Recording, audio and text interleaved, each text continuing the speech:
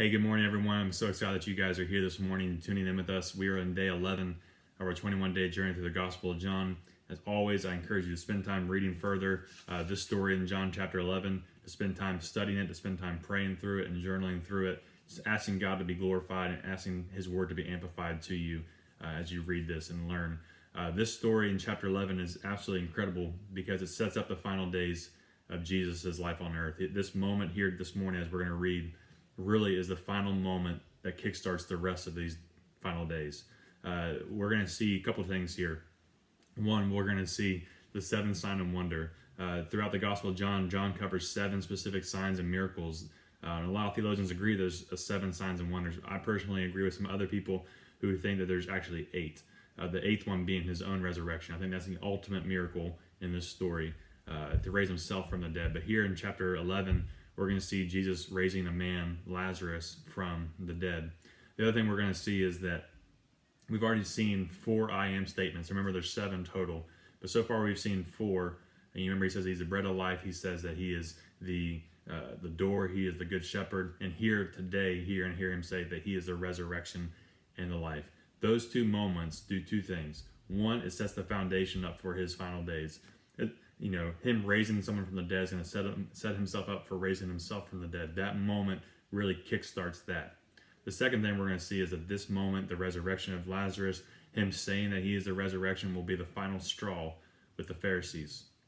This will be the final moment that in their arguments and their decisions with him, they try to kill him by stoning him, but this will be the ultimate blow in the conversation. This will be the final moment. They've now decided it is time to kill him and put a stop to all of this. But in John chapter 11, here where we are is that Jesus has left Judea. They're out sharing life, doing ministry together. And a woman named Martha comes to him. Martha was the sister of Mary, the woman who washed Jesus' feet with her hair and the oil, but also the sister of Lazarus. And Jesus had a very special relationship with Lazarus and his 2 sisters. And, they provided a house for him to stay at. They brought him food. They supported his ministry. And Martha comes to Jesus and says, our brother Lazarus is ill. And she's coming to tell him that, not just to tell him, hey, he's sick. No, she's telling him, knowing and believing that Jesus has the power to heal her brother. I mean, remember back earlier in the Gospel of John that Jesus was able to heal the Roman official's son from a great distance. And, he was able to do that. So she believes that Jesus has the ability to heal him. But it says in verse 4, the illness does not lead to death. It is for the glory of God, so that the Son of God may be glorified through it. He's going to use this sickness. He's going to use this story of Lazarus for the glorification of himself and for the glorification of God. And it just kind of shows there that there's such a special relationship with this family that he's going to use their circumstances. He's willing to allow them to go through these events. He's willing to allow Lazarus to go through what he's getting ready to go through so that there's ultimate glory found in Jesus. And it sounds a little harsh, but ultimately it shows here in verse 5. Now Jesus loved Martha and her sister and Lazarus. So when he heard that Lazarus was ill, he stayed 2 more days. And the first thing, if you love this man, if you truly loved Lazarus, why would you stay 2 more days? If he's deeply ill, if he's on his deathbed because he's sick, why not just heal him? But what we're going to see throughout this entire chapter and what we see in the coming days is that Jesus, yes, he came to heal the sick. He did bring sight back to the blind. Yes, he made the lame walk. But ultimately, he came so people could come from death to life. And this story of what he does for Lazarus sets up that great I am statement and really sets up everything else in the days to come. So he waits 2 more days. And he looks at his disciples and says, let's go to Judea. And they're thinking, why would you want to go back to Judea? They just tried to kill you. And he says there, we need to go back to Judea, for Lazarus has fallen asleep. And they said, well, let's go back and wake him up. And he says, no, he's died. No, he's fallen asleep. And when he says he's fallen asleep, he's meant that his body has died. And they said, why would you want to go back, though?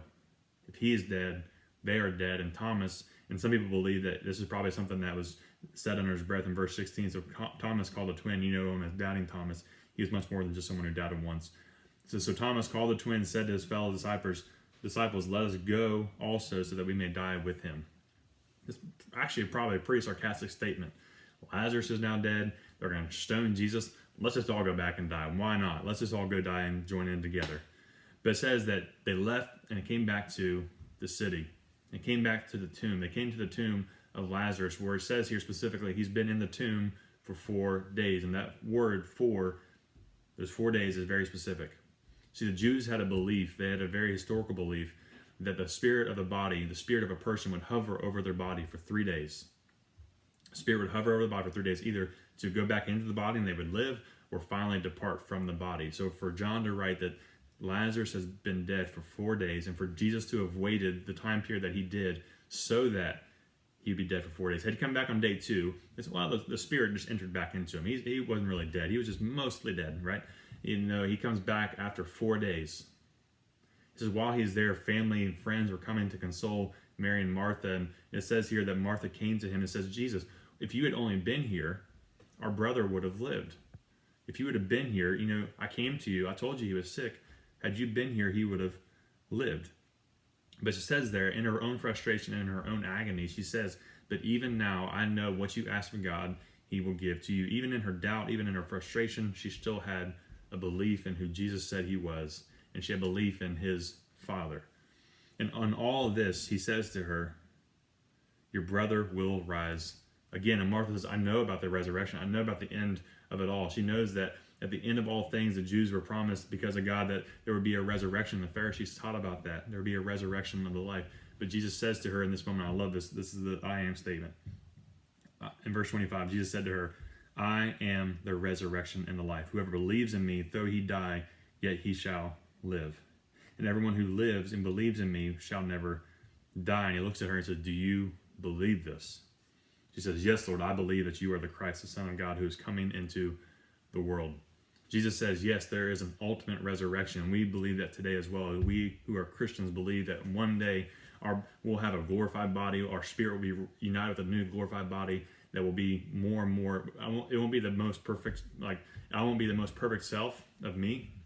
It's not going to be the best body I've ever had. I'm going to be perfected because my body will look like Christ. My spirit will look like Christ. I'll be made into the image of Christ. I'll be glorified like Christ. And that's what they believed in. But he says here, not only am I the resurrection that day, today I am the resurrection of the life. And he has the power to raise Lazarus today. And he says there in verse 28, when she had said this, she went and called her sister Mary, saying to her private, the teacher, Jesus, is here calling for you. And she came to Jesus. And it says in verse 31, when the Jews who were with her in the house consoling her saw Mary rise quickly and go out, they followed her, supposing that she was going to the tomb to weep there. And when Mary came to where Jesus was and saw him, she fell at his feet, saying, Lord, if you had been here, just like her sister, had you been here, this would have happened. And she says to him, verse 34, he said, where have you laid him? They said to him, Lord, come and see. The shortest verse of the Bible, Jesus wept. Jesus loved this man, loved this family. So the Jews said, see how he loved him. But some of them said, could not he have opened the eyes of the blind, also have kept this man from dying? And in this moment, he's getting ready to bring Lazarus back from the tomb. But they wanted to stop him. They said, as he comes to the tomb, he's getting ready to roll the tomb, the big stone away. And they said, why? No, don't do that. It's the 4th day. His body is going to have a terrible odor. He's been decaying. He's been rotting. He is gone. But he says there in that moment, come out. Lazarus, walk out. And in that moment, Lazarus walks out of the tomb, head wrapped in cloth, body bound by linen, walking alive. He says, untie him, unbound him, take all the cloth off and let him live. He raised this man from the dead. It's an amazing act of mercy and love. He raised this man that he loved from the dead. The man who had died came out, his hands and feet bound in linen strips and the face wrapped with cloth. Jesus said to them, unbind him and let him go. And those Jews who had followed Mary and Martha back out to the tomb saw this and they believed, but some of them also went back to the Pharisees and reported all that Jesus had just done, all that he had just said. And that set up the final moments between him and these Pharisees, because not only were there Pharisees, there were Sadducees who did not believe in the resurrection. They did not believe in that ultimate resurrection one day. So for him to raise somebody from the dead, for him to declare that he is a resurrection, just set them off completely. In these moments, this is it. The Pharisees are going to do everything they can. And Caiaphas, the high priest, even says, we're going to kill him. But even if we kill him, he'll be the atoning sacrifice for a people, for a nation. He's already prophesying exactly what Jesus is going to do. All that story is laying the foundation for these coming days. Keep tuning in with us each and every day as we see Jesus comes closer and closer to the cross, as we spend time looking at what he was going to do. But it says there that Jesus was deeply moved.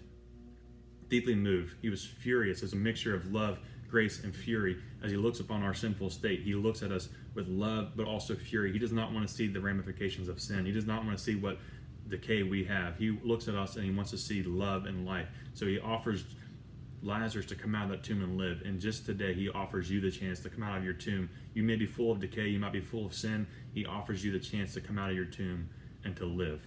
Are you going to take it? Think about that throughout the day today. And the second thing I asked, they came to him asking for a miracle. And sometimes we ask for a miracle. Sometimes we ask for deliverance. But Jesus responded with no or not yet. Could it be that God is using your circumstances right now for a greater act of glory for himself? That there's a greater purpose in what you're going through right now. You might be asking for God to do something. He might be saying yes to you, or he might be saying no or even not yet. But could it be that we need to trust more deeply in the one who's able to do far more abundantly than all that we ask or imagine? God might be doing something that you have no idea. God is doing something greater in your life that's going to bring him much glory, much honor in that situation. Think about that throughout your day today. We'll see you all in the morning. I love you all. Miss you all.